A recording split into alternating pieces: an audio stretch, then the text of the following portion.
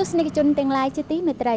ក្នុងបរិយាកាសដ៏អូឡារឹកនៃបុណ្យចូលឆ្នាំថ្មីប្រពៃណីខ្មែរដោយការយកចិត្តទុកដាក់ពីបកនឹងរដ្ឋប៉ុន្មានឆ្នាំជិតនេះតំបន់ជនរួមជាតិខ្មែរនៅទីក្រុងកឹងធើមានការរីកចម្រើនឥតឈប់ឈរ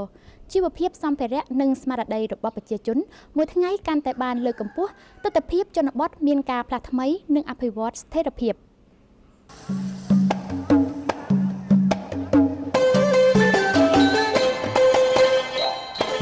នៅឃុំតៃវ៉ាន់រូបភាពនៃការរីកចម្រើនកំពុងបង្ហាញឡើងយ៉ាងច្បាស់ដោយការវិនិយោគហេដ្ឋារចនាសម្ព័ន្ធសំខាន់ផ្លូវជនបទជាច្រើនបានពង្រីកទូលាយនិងបានចាក់បេតុងបណ្ដាស្ពានសាធារណៈក៏បានសាងសង់ថ្មីជាបន្តបន្ទាប់បង្កលក្ខណៈងាយស្រួលក្នុងការធ្វើដំណើរនិងជួញដូរទំនិញរបស់ប្រជាជនជាពិសេសគ្រួសារជាច្រើននៅក្នុងឃុំក៏បានជំនួយសាងសង់ផ្ទះថ្មីពីកម្មវិធីគោលដៅទៀតកម្មវិធីលុបបំបាត់ផ្ទះបណ្ដោះអាសន្នផ្ទះទ្រុឌទ្រោមផ្ទះថ្មីរឹងមាំមិនត្រឹមតែជួយឲ្យប្រជាជនមានការលំនឹងជីវភាពរស់នៅប៉ុណ្ណោះទេថែមទាំងជាកម្លាំងចិត្តដើម្បីខិតខំឈានឡើងអភិវឌ្ឍសេដ្ឋកិច្ចគ្រួសារទៀតផងក្នុងវិស័យអប់រំសាលាបឋមសិក្សាវៀងអាងអាគឺជាគំរូមួយដោយមានសិស្សជាង 94% ជាជនជាតិខ្មែរសាលាបានវិនិយោគសម្ភារៈនិងហេដ្ឋារចនាសម្ព័ន្ធទំនើបអគារសិក្សារឹងមាំបំពេញល្អតម្រូវការបង្រៀននិងរៀនបំពីគេថាជីវភាពការរស់នៅរបស់ប្រជាជនខ្មែរក្នុងតំបន់គេថាភូមិទីភ្ញឹកក្នុងឆ្នាំ2026នេះគេថាមានការផ្លាស់ប្ដូរយ៉ាងច្រើនព្រោះអីក្នុងលទ្ធផលគឺថាការដាំដុះអញ្ចឹងវាមានលទ្ធផលច្រើនក្នុងភូមិទីភ្ញឹកឃុំតាយ៉ាងយើងនេះគឺថាសេចក្តីស្ងើចសរសើរនឹងបកនឹងរដ្ឋដែលមានសេចក្តីសន្តោសដល់ប្រជាជនខ្មែរផងនិយាយទូទៅទាំងប្រទេសគឺថាមានសេចក្តីជឿជាក់លើរដ្ឋនិងអំណាចក្នុងឃុំក្នុងជនបទនៅភូមិទីភ្ញឹកខ្ញុំបាទនេះជាមួយនឹងឃុំតៃវ៉ាន់សង្កាត់ខេងហួរក៏កំពុងមានការវិវត្តយ៉ាងវិជ្ជមានផងដែរ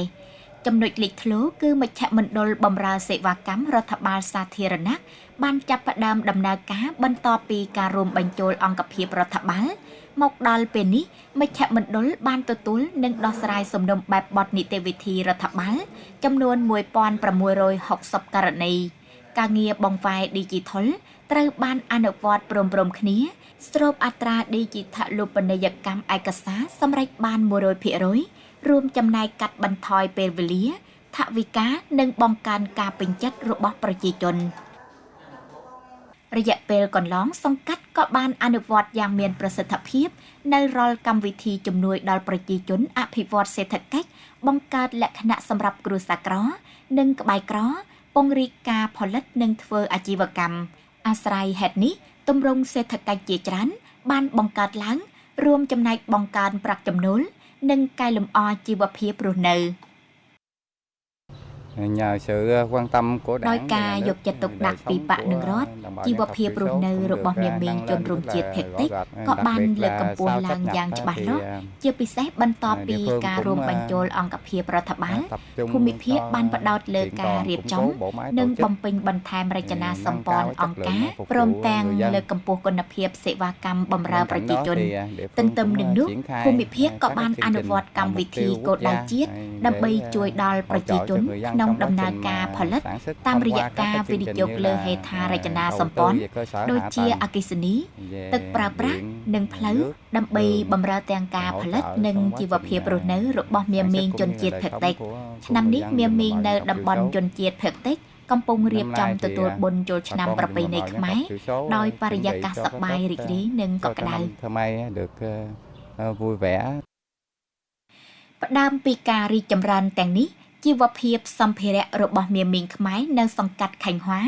មួយថ្ងៃកាន់តែបានលើកកម្ពស់តាមរយៈនោះដែរក៏បង្កើតលក្ខណៈឲ្យប្រជាជនរួមចំណែកសាងសង់និងតុបតែងអគារនានានៅតាមបណ្ដាវត្តតក្កណានិកាយខ្មែរ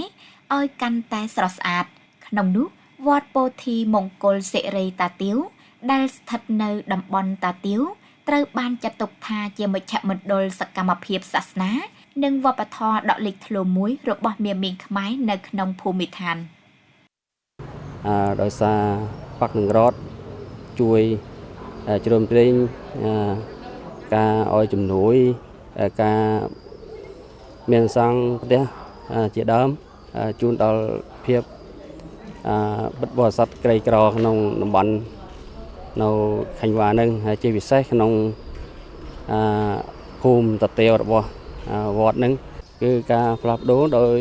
បិទបរិស័ទគេបានយល់ដឹងច្រើនហើយមកទៀតគឺមួយថ្ងៃកាត់បរិស័ទគេមកវត្តយ៉ាងច្រើនដោយការនឹកឃើញថាជីវភាពកាត់ធូរធារហើយបានមកជួយឧបត្ថម្ភកិច្ចការកសាងក្នុងវត្តមួយថ្ងៃកាន់តែរីកចម្រើនតទៅមុខទៀតក្នុងចូលឆ្នាំថ្មីប្រពៃណីជាតិឈានចូលខាងមុខហ្នឹងគឺមានការរៀបចំទទួលនៅទេវតាឆ្នាំថ្មីធ្វើនៅបួនភ្នំផ្សាច់ហើយនៅមានពិធីឆាកបាំងស្គលដើម្បីឧទ្ទិសជូនទៅដល់ដួងវិញ្ញាណក្ខន្ធបុព្វការីជនឆ្នាំ2026ហ្នឹងមានបកនឹងរដ្ឋបានដាក់ទីតាំងកន្លែងនេះបិណ្ឌចូលឆ្នាំថ្មីយោធាប្រជាជនដាក់តែទីតាំងក្នុងវត្តហ្នឹងដើម្បីឲ្យប្រជាពលរដ្ឋយើងបានដឹងដើម្បីគឺសាមគ្គីគ្នាទាំងគិញវ៉ាខ្មែរហ្នឹងដើម្បីជួយសាមគ្គីដើម្បីវប្បធម៌ដើម្បីលើកស្ទួយនៅជីវភាពដើម្បីបិទបរិស័ទនៅក្នុងចំណោះហ្នឹងឲ្យមួយថ្ងៃរីកចម្រើនតអនាគតទៀតការផ្លាស់ប្ដូរនាពេលបច្ចុប្បន្នមិនត្រឹមតែធ្វើឲ្យទស្សនវិជ្ជាភូមិស្រុកផ្លាស់ថ្មីប៉ុណ្ណោះទេថែមទាំងពង្រឹងនៅទំនុកចិត្តរបស់មេមីងខ្មែរបង្កើតកម្លាំងចលករដើម្បីឈានឡើងអភិវឌ្ឍស្ថិរភាពទទួលឆ្នាំថ្មីប្រកបដោយកក់ក្ដៅនិងសុភមង្គល។